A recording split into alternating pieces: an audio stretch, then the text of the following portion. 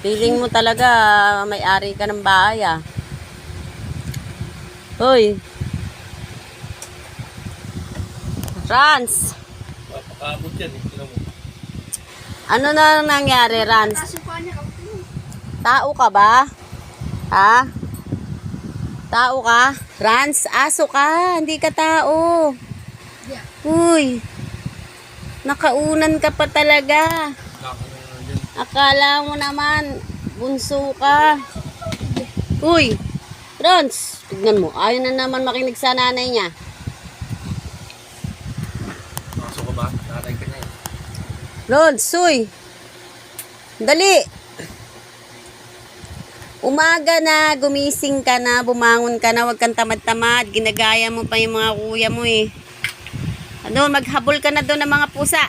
Ang dami doon. Dali. Tignan mo doon. Dali, lumabas ka. Oras na ng paglaboy. Hindi oras ng paghiga. Tignan mo, nag-iisip pa. Uy, huwag ka na mag-isip. Bumangon ka na.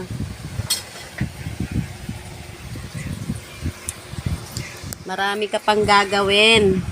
Uy. Nag-iisip pa talaga. Ang dami mo pang gagawin. Ikaw ang katulong namin dito, di ba? Ha? Yung mata ni Rans nagagalit. Yung mata niya nagagalit. Ayan, bumangon na. Turuan ka talaga eh.